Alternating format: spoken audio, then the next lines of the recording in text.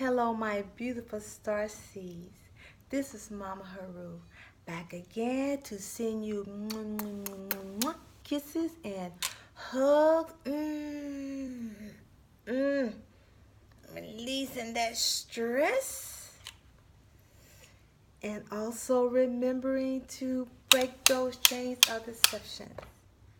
Hello, beauties. Hello, all of my gods out there. What are you creating?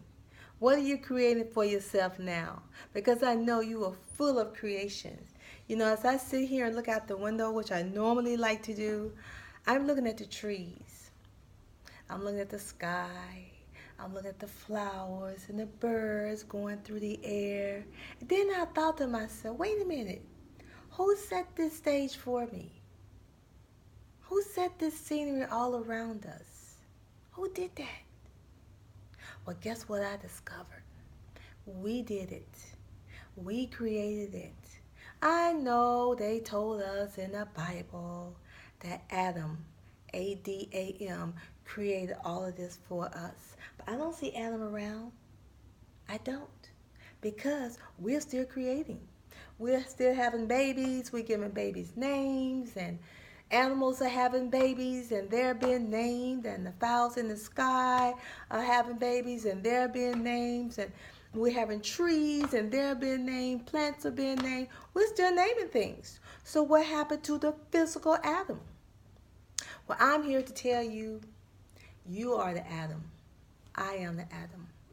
But not the A-D-A-M, but the A-T-O-M, atom, which is a cell that gives life and continues to divide until bam, here I am. That's the Big Bang, is life. Now I need you to really think about this, because I am beginning to discover more and more that if I don't create for myself, I fall into other people's creation. And when you fall into other people's creation and their foundation, you become a worker bee for them. So you don't get a chance to explore yourself. You don't get a chance to create for yourself. Now, do you want that? No. Now, how do you get to that point where you create for yourself? Well, you have to do a lot of letting go. Letting go of the conditioning of the mind that we have been taught since we came to planet Earth. The conditioning of the mind was that you have to follow other people's rules. Now, I'm not saying go out, and do harm to others. I'm not saying that. But creating your own little world. Okay, let me show you how that happens. Like when you move into your apartment. Like when you move into your house. Like even if you live on the street. Yeah, live on the street. You create that box home for you on the street, right? You see people going up and down the street that are homeless, and they have their baskets, right? As they push in those baskets, guess what they have in those baskets? Their creation. Because when they stop, they lay it out the way they want to lay it out. They do. So in your apartment, you go and buy stuff that you want to buy to be in your apartment. Some people like a lot of stuff. Some people like a little stuff. Some people barely have anything much in their apartment. They just, hey, they go there, take a shower, they sleep, they eat, and they're gone. They're always out in the world, right? Then you have people that have these big old mansions. They have 30, 40, 50 rooms and all of that. They created that creation for themselves, right? So it's all types of ways to create. Even I know one time we had a dog, right? And the dog had a doghouse, right? And I remember going outside one time, and we had bought this little dog toy, right? Okay, so I took the toy and put the toy in the doghouse. The dog goes into the house, bring the toy out, and throw it across the yard. I said, that's interesting. So what did I do? I picked the toy up again, and I put the toy back in the doghouse. The dog goes back in there, take the toy, bring it out, and throw it across the yard. And it was as to say to me, I don't want that in my house. So what was the dog doing? Creating his own environment. The same thing with little children. Little children, they're nothing but little people. They have their own little desires. They know how they want things to be for them. And we begin to respect that, and then we just begin to nurture what we see them exhibit the most about themselves. We begin to see more of what their passion is because they'll begin to create. And then we begin to lose some of their creation when we start being educated and we start going to school, and they begin to alter our mission for being here.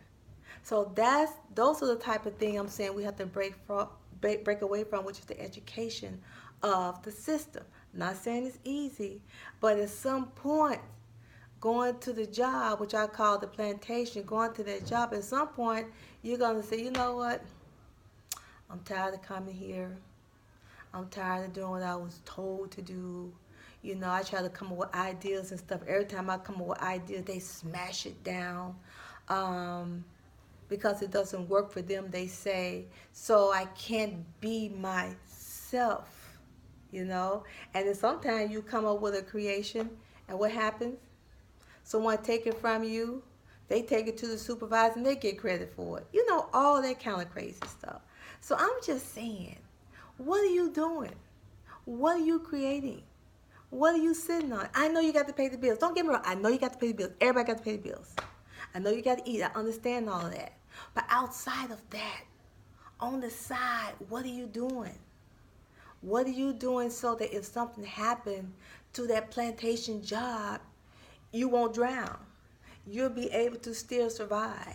You'll be able to move on. You're not caught up in the things and the monies and the material. You're not caught up in that. If you have that, you say, hey, fine. If you don't have it, you say, hey, I'm still rolling. But it's about that spirit within you. That spirit within you that wants you to thrive. Like the flower. The flower, it buds, it blooms, it's beautiful, then it dies. Not a negative thing, because guess what? Another one is coming back. Just like that flower continued to come back and be just as beautiful as it was the last time, we do the same thing. I really believe that. I believe that once our spirit leaves this shell that we're in, we come back in another. We come back in another one. Just like the flowers. Just like the trees. We're all one. We're all in this together. I wish you could just really see what I'm saying about that fact that you are your own God. You are. And the more you begin to blossom and waking up to that, you continue to wake up, and then you begin to question what you see around you. Then you begin to say, who am I really? What is really going on with me? You know, what kind of flower am I? And what am I doing so that the other flowers that come behind me can take something that I learned and left behind for them to continue on. So you are that beautiful flower. So don't be sad. Don't have your head hung down. Because you know what I discovered too? The majority of our sadness come from the conditioning of the system. That's where the majority of our sadness come from. So find a way. Get off to yourself. Be quiet and do this.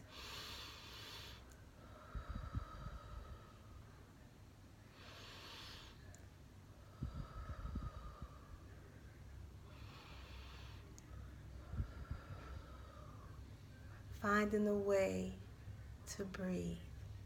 Cut back on your meats. Cut back on a lot of sugar and pastries and pasta and stuff like that. Not saying you might not want that from time to time. You might. But try to let go of some of that. And you'll see your body thanking you for it. Drink more water. You'll find your body thanking you for that.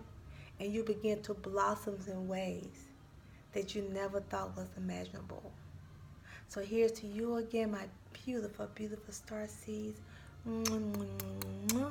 Hugs. And love yourself. Rest. Take care of yourself.